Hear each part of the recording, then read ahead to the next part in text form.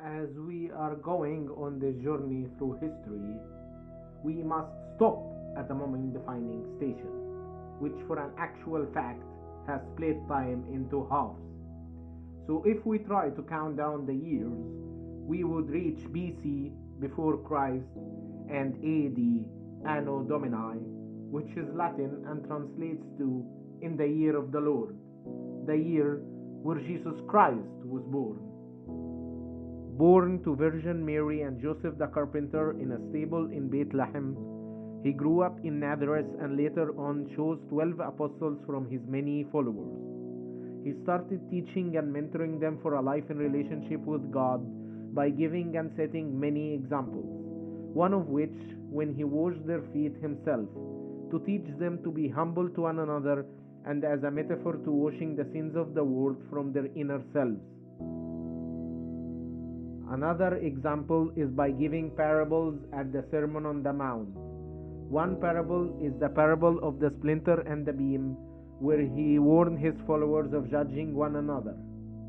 Some other stories where he tested their faith, like when he slept in the boat during a storm. A furious squall came up and the waves broke over the boat so that it was nearly swamped. Jesus was on the stern, sleeping on a cushion. The disciples woke him up and said to him, "Teacher, don't you care if we drown?" He got up, rebuked the wind, and said to the waves, "Quiet, be still." Then the wind died down, and it was completely calm. He performed many miracles too, such as feeding the multitude of 5,000 people by blessing only 5 loaves and 2 fishes, healing a blind man, all of which required trust and faith. But the prophecy needed to be fulfilled, that is, for the Son of God to die, so humanity could have salvation. And so Jesus was crowned with a crown of thorns to mock his claim of authority and to cause him pain. He was ordered to carry the cross to the Calvary, where he would be crucified. He carried it along the Via Dolorosa, which is Latin for Way of Sorrow, a road about 1 kilometer in the old city of Jerusalem, where many came to witness.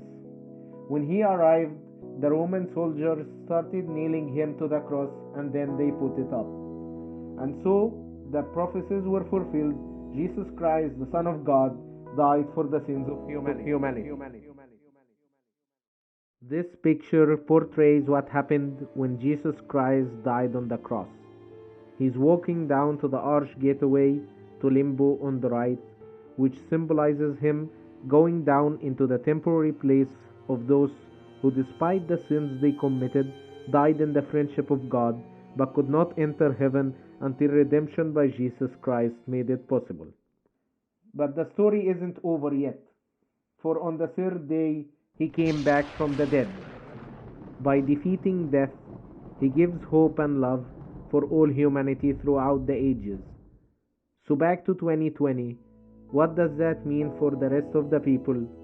The last book in the Bible, called Revelation, which is written by John, speaks of the second coming of Christ, where all humanity would be judged. Those who chose to follow their own path away from God will stay in the darkness, while those who chose God's will would live with Him for eternity in the light.